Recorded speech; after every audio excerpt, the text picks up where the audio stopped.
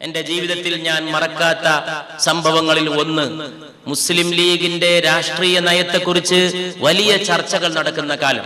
League UDF വിട്ട് ഇടതു മുന്നണിയിലേക്ക് പോകുമോ എന്ന് പല കേന്ദ്രങ്ങളും ആശങ്ക പ്രകടിപ്പിച്ച ഒരു കാലം. ഡൽഹിയിൽ മുസ്ലിം ലീഗിന്റെ ഒരു ഉന്നതതല യോഗം നടക്കുന്നു. മഹാനായ തങ്ങൾ അതിൽ പങ്കെടുക്കാൻ കേരളത്തിൽ നിന്ന് ഡൽഹിയിൽ എത്തിയിരിക്കുന്നു. പത്രക്കാർക്കൊക്കെ തങ്ങളെ കിട്ടണം. രാഷ്ട്രീയ കേന്ദ്രങ്ങളൊക്കെ നിരീക്ഷിക്കുകയാണ്. ശിഹാബ് തങ്ങൾ എന്താണ് പറയാൻ പോകുന്നത്, ശിഹാബ് തങ്ങൾ പറയുന്നതാണ് സംഭവിക്കുക. തങ്ങളുടെ ഉള്ളിലുള്ളത് എന്താണോ അതാണ് നയം, അതാണ് സമീപനം, അതായിരിക്കും ശരി. മഹാനായ തങ്ങൾ എന്ത് പറയുന്നോ അതേ ശരിയാവുകയുള്ളൂ. യോഗം കഴിഞ്ഞ് പിരിഞ്ഞ് ഞങ്ങള് ബഹുമാനപ്പെട്ട അഹമ്മദ് സാഹിബിന്റെ ഡൽഹിയിലെ ഔദ്യോഗിക വസതിയുടെ മുറ്റത്ത് നിൽക്കുകയാണ്. അന്ന് അഹമ്മദ് സാഹിബ് മന്ത്രിയൊന്നുമായിട്ടില്ല, MP ആയിരിക്കുന്ന സമയമാണ്. MP ആയ സമയത്ത് അഹമ്മദ് സാഹിബിന്റെ വീട്ടുമുറ്റത്ത് നിൽക്കുമ്പോ നാനാഭാഗത്തുനിന്ന് ഫോൺ വരുന്നു. ആളുകൾ വന്ന് ചോദിക്കുന്നു, തങ്ങൾക്ക് എപ്പോഴാ സമയം കൊടുക്കാൻ കഴിയുക? ആ പത്രക്കാർ ചോദിക്കുന്നു, ഈ പത്രക്കാർ ചോദിക്കുന്നു, ആ TV-കാർക്ക് ഇന്റർവ്യൂ ആണ്. എല്ലാവർക്കും തങ്ങളെ കിട്ടണം. ലോകം മുഴുവൻ മുസ്ലിം ലീഗിന്റെ തീരുമാനം, ശിഹാബ് തങ്ങൾ എന്ത് പറയാൻ പോകുന്നു. യോഗം പിരിഞ്ഞു കഴിഞ്ഞ ശേഷം ഉത്കണ്ഠാഭരിതമായിട്ടുള്ള നിമിഷങ്ങളാണ്.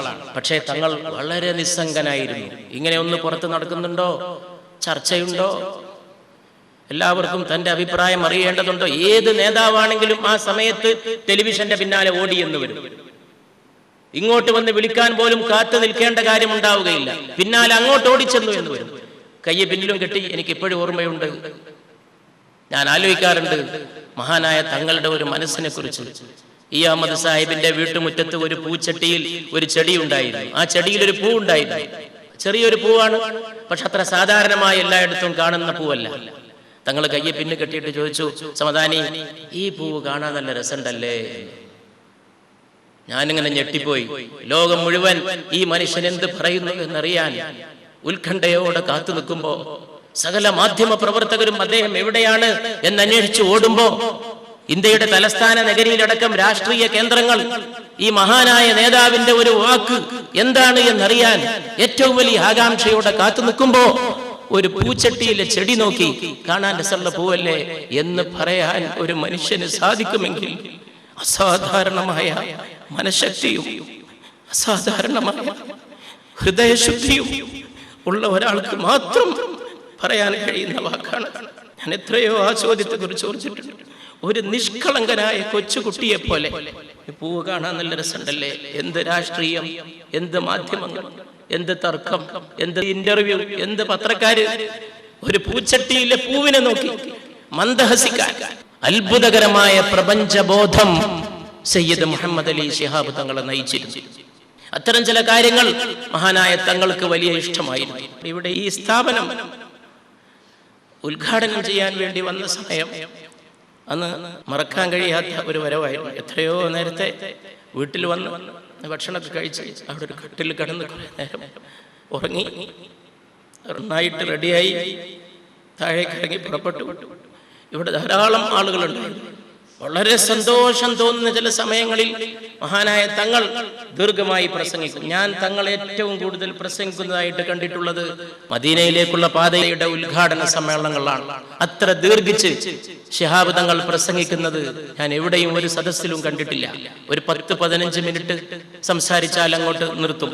മദീനയിലേക്കുള്ള പാതയിൽ 30 മിനിറ്റ്, 35 മിനിറ്റ്, 40 മിനിറ്റ്, 45 മിനിറ്റ്, അതിനേക്കാൾ കൂടുതലൊക്കെ പ്രസംഗിച്ചത്, 50 മിനിറ്റൊക്കെ പ്രസംഗിച്ചത് വളരെ അസാധാരണമായിട്ട് തോന്നാറുണ്ട്. ചിലപ്പോൾ അത് മാത്രമല്ല ചെയ്യുക, മദീനയിലേക്കുള്ള പാതയിൽ ചിലപ്പോൾ ദുആ ചെയ്യാൻ വേണ്ടി ഇരുന്നിട്ട് ഉദ്ഘാടനത്തിന് ക്ഷണിക്കുന്നതിന് മുമ്പ് അത്ഭുതകരമെന്ന് ഞങ്ങൾക്കൊക്കെ തോന്നിയിട്ടുണ്ട്. ദുആ കഴിഞ്ഞ പാടി ഇരുന്നിടത്തിരുന്നിട്ട് പ്രസംഗം തുടങ്ങിയിട്ടുണ്ട്. സ്വാഗതം പോലും തുടങ്ങുന്നവർ മുൻ വേദഗ്രന്ഥവും ഉണ്ടായിരുന്നുമില്ല. പക്ഷെ അതിന് ക്ഷണിക്കപ്പെട്ടിട്ടില്ല, യോഗം തുടങ്ങിയിട്ടില്ല, തങ്ങളുടെ ദുആ നടക്കാണ്. ദുആ കഴിഞ്ഞിട്ട് അപ്പൊ തന്നെ ഇരുന്നിട്ട് ആ ഇരുന്നിട്ട് നേരത്തെ തന്നെ വന്ന് കോഴിക്കോട് എവിടെയെങ്കിലും ക്യാമ്പ് ചെയ്ത് നമുക്ക് മറക്കാൻ കഴിയാത്ത സ്നേഹവാത്സല്യങ്ങൾ വിട്ടേച്ചുകൊണ്ടാണ് സയ്യിദ് മുഹമ്മദ് അലി ശിഹാബ് തങ്ങൾ കടന്നുപോയിട്ടുള്ളത്. ഒരു ഇംഗ്ലീഷുകാരന്റെ പഴമൊഴി മഹാനായ തങ്ങളെ ഓർക്കുമ്പോൾ എന്റെ മനസ്സിലൂടെ കടന്നു പോവുകയാണ്. People will not remember what you said. നിങ്ങൾ പറഞ്ഞതൊന്നും ജനങ്ങൾ ഓർക്കാൻ പോണില്ല. People will not remember what you did. നിങ്ങൾ ചെയ്ത എല്ലാ കാര്യങ്ങളും അതും ജനങ്ങൾ ഓർക്കാൻ പോണില്ല. നിങ്ങൾ പറഞ്ഞടക്കുന്നതും നമ്മളൊക്കെ ചെയ്യണതും നമ്മൾ പറയണതും എല്ലാ നാട്ടുകാർ കാലാകാലം ഓർക്കുന്നു വിചാരിക്കുന്നത് വിഡ്ഢിത്തമാണ്. ചില നല്ല കാര്യങ്ങളൊക്കെ ഓർത്തുനിന്ന് വരും, ഇല്ല എന്നല്ല, നല്ല വാക്കുകളും ഓർത്തുനിന്ന് വരും, എല്ലാം ഓർത്തുനിന്ന് വരില്ല. But people will definitely remember the way you made them feel. പക്ഷേ ജനങ്ങളെ വികാരഭരിതരാക്കാൻ നീ തെരഞ്ഞെടുത്ത രീതിയുണ്ടല്ലോ, അത് ജനങ്ങൾ മറക്കുകയില്ല, അത് ജനങ്ങൾ ഓർക്കും. സ്നേഹത്തിന്റെ ഒരു നിമിഷം, സന്തോഷത്തിന്റെ ഒരു നിമിഷം. എന്തുകൊണ്ടാണ് സയ്യിദ് മുഹമ്മദ് അലി ശിഹാബ് തങ്ങളുടെ നിര്യാണത്തിൽ അത്ഭുതകരമായ രംഗങ്ങൾ കണ്ടത്? ജനങ്ങൾ പാണക്കാട് വീട് ചുറ്റുവട്ടത്തും കൂടി നിൽക്കുന്നു, മുറ്റം നിറയുന്നു, വഴികൾ നിറയുന്നു, റോഡ് നിറയുന്നു, വീടിന്റെ വളപ്പ് നിറയുന്നു. ഞാൻ അങ്ങോട്ട് പോകുമ്പോ രാത്രി എന്നോട് ചെറുപ്പക്കാര് കുട്ടികൾ പലരും പറഞ്ഞു, സമദാനി സാഹിബ് അങ്ങോട്ട് പോകണ്ട, നിങ്ങൾക്ക് എത്താൻ കഴിയില്ല, നിങ്ങൾക്ക് അങ്ങോട്ട് കടക്കാൻ കഴിയില്ല.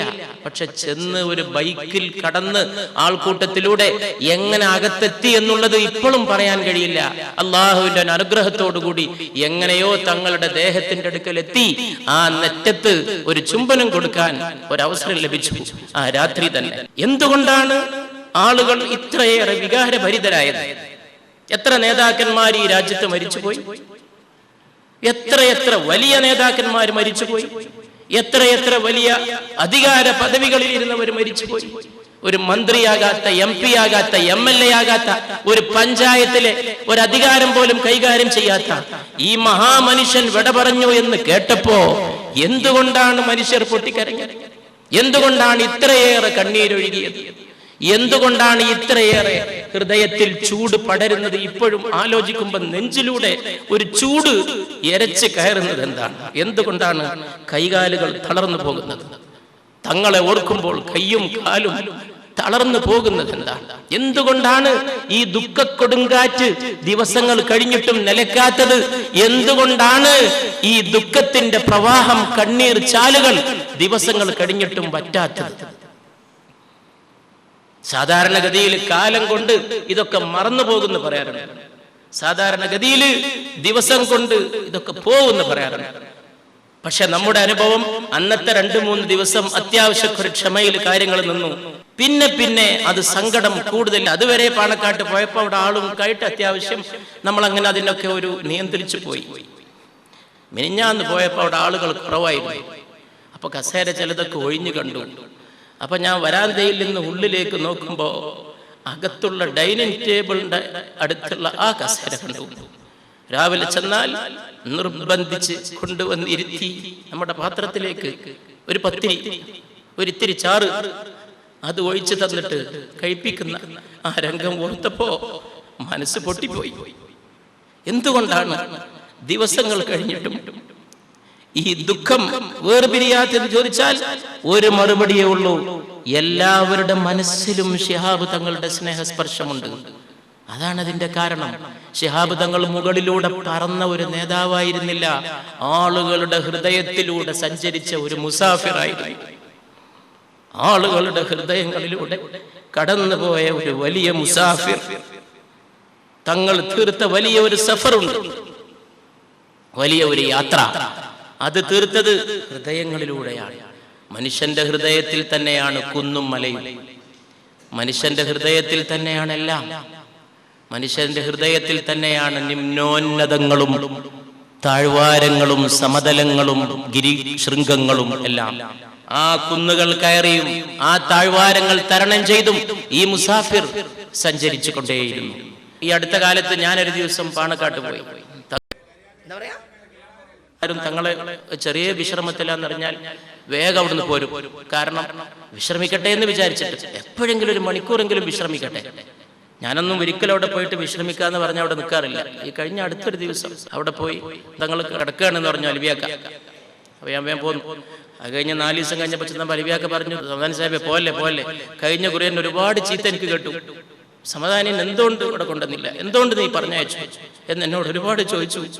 അതുകൊണ്ട് നിങ്ങൾ ദയവ് ചെയ്തിട്ട് ഇവിടെ നിൽക്കണം എന്ന് പറഞ്ഞ് അകത്ത് പോയിട്ട് ചോദിച്ചിട്ട് പിന്നെയും വന്നിട്ട് അകത്ത് കൊണ്ടുപോയിട്ട് ബെഡ്റൂമിൽ ഇരിക്കുമ്പോൾ നമ്മുടെ മുമ്പിൽ ഒരു വലിയ ആലംബമുണ്ട്, നമ്മുടെ മുമ്പിൽ ഒരു വലിയ തൂണുണ്ട്.